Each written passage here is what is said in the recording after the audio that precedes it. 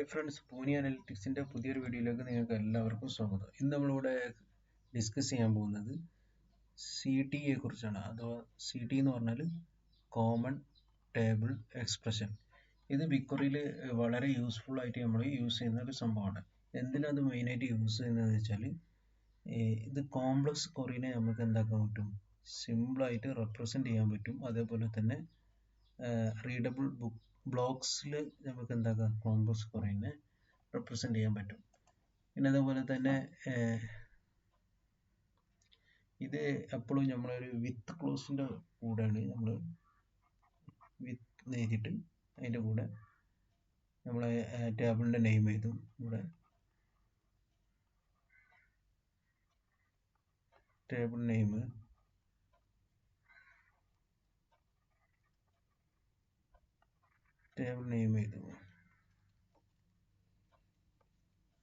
മനസ്സിലായില്ലേ? വിത്ത് ക്ലോസിൻ്റെ കൂടെ table name എഴുതും. അങ്ങനെയാണ്. എന്നിട്ട് ടേബിൾ നെയിം ആസ് പറഞ്ഞിട്ട് open the bracket close the bracket, അങ്ങനെയാണ് ഇത് നമ്മൾ ചെയ്തത്. അപ്പോൾ അതിൻ്റെ ഒരു എക്സാമ്പിൾ നോക്കാം നമുക്ക്. അപ്പോൾ നമുക്ക് കാര്യങ്ങൾ മനസ്സിലാവും എങ്ങനെയാണ്. എന്നിട്ട് ഒരു BigQueryയിൽ നമ്മൾ എങ്ങനെ ചെയ്യുന്നതെന്ന് നോക്കാം. ഇപ്പം ഞാനിവിടെ ഒരു എക്സാമ്പിൾ എടുത്തിട്ടുണ്ട്. ഇതിൽ ഫസ്റ്റ് ഞാൻ എന്താക്കിയത്, സെലക്ട് ചെയ്തിട്ട് അതിൽ സാധാ ഞാനിവിടെ ലെഫ്റ്റ് ജോയിനും അതേപോലെ തന്നെ ലെഫ്റ്റ് ജോയിൻ ആണ് കൊടുത്തത്. അതുകൊണ്ട് ഈ ലെഫ്റ്റ് ജോയിൻ കൊടുത്തതിന് ഞാൻ ആ ടാബിന് ഫാർമേഴ്സ് മാർക്കറ്റ് ഡേറ്റ് ഇൻഫോ എന്നുള്ളതിന് MD എന്നായിട്ട് റെപ്രസെൻറ്റ് ചെയ്ത്, അതേപോലെ തന്നെ ഫ്രം ക്ലോസിന് എഴുതിയത് ഫാർമർ ഡാറ്റ കസ്റ്റമർ പർച്ചേസ് എന്നുള്ളതിന് CP എന്നായിട്ട് റെപ്രസെൻറ്റ് ചെയ്ത്. മനസ്സിലായില്ലേ? എന്നിട്ട് ഞാനിവിടെ സെലക്ട് ചെയ്ത സാധനങ്ങൾ എന്തൊക്കെയാണ്, CP ഡോട്ട് മാർക്കറ്റ് ഡേറ്റ പറഞ്ഞാൽ CP എന്നുള്ള ടേബിളിലാണ് മാർക്കറ്റ് ഡേറ്റ് സെലക്ട് ചെയ്യുന്നത്. പിന്നെ MD dot market year, MD dot market week, MD dot market day. പിന്നെ ഞാനിവിടെ എഴുതിയത് റൗണ്ട് ചെയ്ത് sum of CP dot quantity into CP dot cost customer per quantity. പിന്നെ round ചെയ്തുകൊണ്ട് ഇവിടെ രണ്ട് റൗണ്ട് എടുത്ത് ആസ് സെയിൽസ്, ഇതിനെ സെയിൽസ് ആക്കിയിട്ട് ആ കോളത്തിൻ്റെ സെയിൽസ് എന്നുള്ള കോളത്തായിട്ട് മെൻഷൻ ചെയ്ത് പുതിയ കോളത്തിൻ്റെ നെയിം. പിന്നെ ഏതിനാണ് കോമൺ ഓൺ സ്റ്റേറ്റ്മെൻറ്റ് ഞാൻ കൂടെ കൊടുത്തിട്ടുണ്ട്. On statement CP market date equal to MD market date. പിന്നെ ഗ്രൂപ്പ് ഐ കൊടുക്കുന്നത് എന്താണെന്ന് വെച്ചാൽ ഇവിടെ സമ്മ് കൊടുത്തില്ലേ, അഗ്രിഗേറ്റ് ഫംഗ്ഷൻ. അപ്പം ഗ്രൂപ്പ് ഐ കൊടുത്തിട്ട് സമ്മ് കൊടുക്കാത്ത അഗ്രിഗേറ്റ് ഫംഗ്ഷൻ അല്ലാത്ത എല്ലാ നോൺ അഗ്രിഗേറ്റ്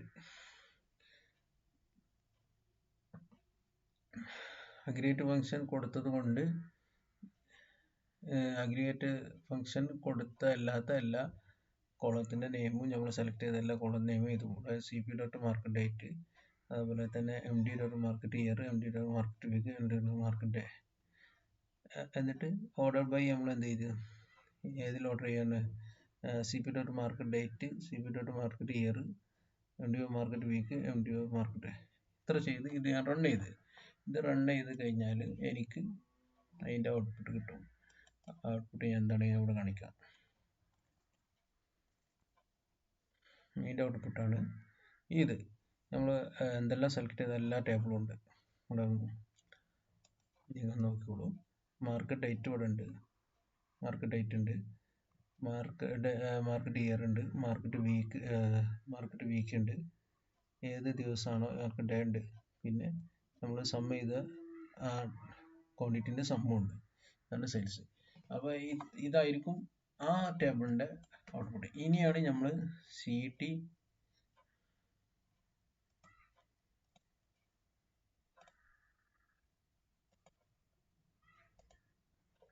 ഇനി നമുക്ക് CTE കൊടുക്കണം. അതിനെന്താ ചെയ്യേണ്ടതെന്ന് വെച്ചാൽ,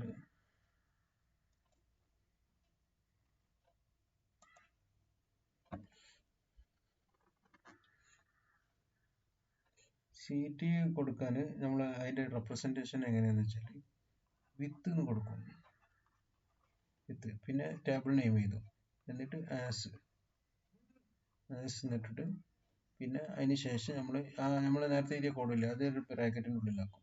ഓക്കെ, അങ്ങനെയാണ് നമ്മൾ വിത്ത് കൊടുക്കല്. എന്നിട്ട് ഈ ടേബിൾ നെയിം വെച്ചിട്ട് ഈ ടേബിളിൽ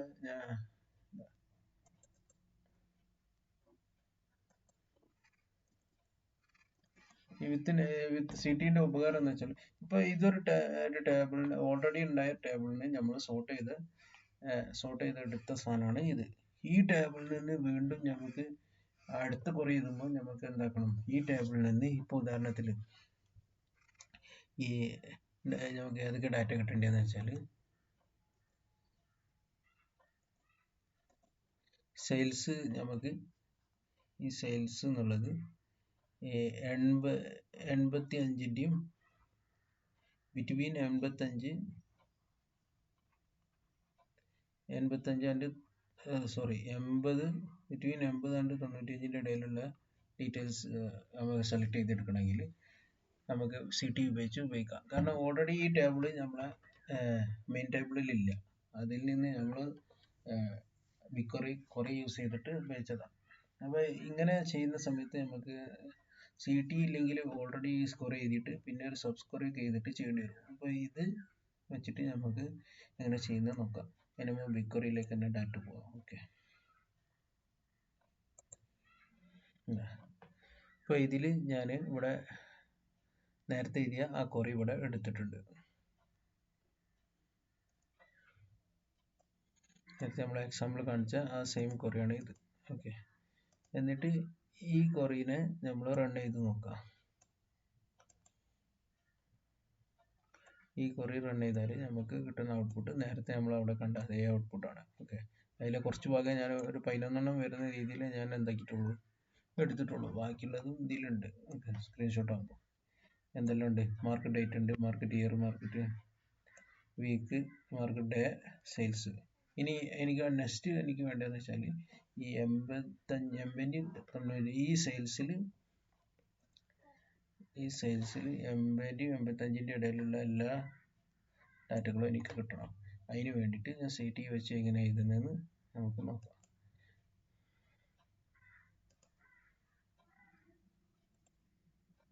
അതിന് വേണ്ടിയിട്ടുള്ള ഒരു ക്വറി ഞാനിവിടെ എഴുതിയിട്ടുണ്ട്. അപ്പോൾ ഇതെങ്ങനെ എഴുതലെന്ന് വെച്ചാൽ ആദ്യം ഇവിടെ വിത്ത് എഴുതും.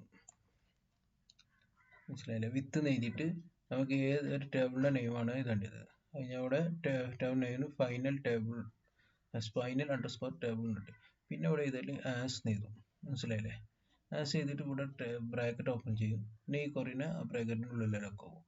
അപ്പോൾ ഇങ്ങനെ എഴുതി കഴിഞ്ഞാൽ ഇനി നമുക്ക് എന്താക്കാം, അടുത്ത സെലക്ട് ക്വറിയിൽ നമുക്ക് ഫ്രം എടുക്കുന്നത് ഈ ടേബിൾ നെയിം ഈ ഫൈനൽ ടേബിളിൽ നിന്ന് ഫൈനൽ ടേബിളിലെ ഡാറ്റ നമുക്ക് എന്താക്കാം, എടുക്കാൻ കഴിയും. അതാണ് ഈ വിത്ത് ക്വറിൻ്റെ CTൻ്റെ മെയിൻ ഉപകാരം. അപ്പോൾ ഇനി അതിന് വേണ്ടിയിട്ട് അവിടെ എഴുതി സെലക്ട് ചെയ്ത് മാർക്കറ്റ് ഡേറ്റ് സെയിൽസ് എവിടെ നിന്നാണ്, ഫ്രം ഫൈനൽ ടേബിൾ. കണ്ടോ, ഇതാണ് ഈ ഫൈനൽ ടേബിൾ. ഇത് ഓൾറെഡി ആ ടേബിൾ ഇല്ലായിരുന്നു, നമ്മൾ ഉണ്ടാക്കിയ ടേബിളിൻ്റെ പേരാണ് ഫൈനൽ. അതിൽ നിന്ന് ഞാൻ സോർട്ട് ചെയ്തത് വേറെ സെയിൽസ് ബിറ്റ്വീൻ 80 ആൻഡ് 95. എന്നിട്ട് ഇത് റൺ ചെയ്താൽ ഈ ക്വറിനെ നമ്മൾ ഈ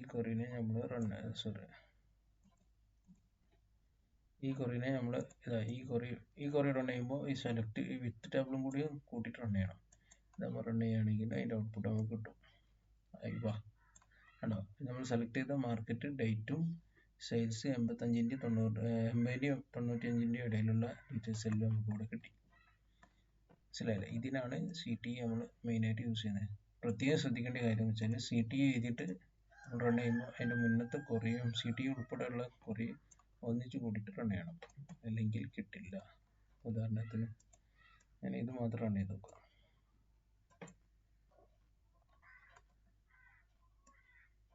കണ്ടോ, final table must be qualified with data set. അപ്പോൾ ആ ടേബിളും കൂടി ഇൻക്ലൂഡ് ചെയ്യാത്തതുകൊണ്ടാണ്, CTE ടേബിളും കൂടി ഇൻക്ലൂഡ് ചെയ്യാത്തതുകൊണ്ടാണ് അത് കിട്ടാതെ. അപ്പോൾ അതിന് പകരം ഇത് എല്ലാം കൂട്ടിയിട്ട് റൺ ചെയ്യണം. അപ്പോൾ ഔട്ട്പുട്ട് കിട്ടി. അപ്പോൾ ഇത് എല്ലാവരും ശ്രദ്ധിക്കുക. വെരി ഇമ്പോർട്ടൻ്റ് ആണ്. പിന്നെ ഇതിൻ്റെ പ്രത്യേകത എന്ന് പറഞ്ഞാൽ CTE നമ്മൾ എഴുതുമ്പോൾ പെർഫോമൻസിൽ സാധാ സബ് ക്വറിൻ്റെ പോലെ പെർഫോമൻസ് ഡിഫറൻസ് ഒന്നുമില്ല. ഇത് നമുക്ക് കോഡ് കുറച്ച് സിമ്പിളായി കിട്ടുന്നത് മാത്രമേ ഉള്ളൂ. ഓക്കെ, ഇതേപോലെ സാധനം നമുക്ക് BigQuery അല്ല സോറി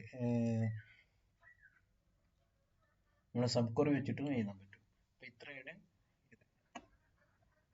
ഇത് പിന്നെ ടേബിൾ ഇതെങ്ങനെ സേവ് ചെയ്യാനെന്ന് നിങ്ങൾക്ക് അറിയില്ലേ? സേവ് കൊടുക്കാം, സേവ് ആസ് ക്വറി ക്ലാസിക് എന്നുള്ളത് കൊടുക്കുക, ഒരു പേര് കൊടുക്കുക, ഇവിടെ നെയിം എന്നുള്ളത് എന്തെങ്കിലും പേര്, ഞങ്ങളുടെ CTE എന്നുള്ളത്. പിന്നെ visibility personal eligible by you. Okay, save കൊടുക്കുക. അപ്പോൾ ഇത്രയാണ് ഇന്നത്തേത് CTE കുറിച്ച് പറയുന്നത്. അപ്പോൾ ഈ വീഡിയോ എല്ലാവർക്കും ഇഷ്ടപ്പെട്ടെന്ന് വിചാരിക്കുന്നു. പുതിയൊരു വീഡിയോ ആയിട്ട് വരുമ്പോഴേക്കും നിങ്ങൾക്ക് എല്ലാവർക്കും നന്ദി.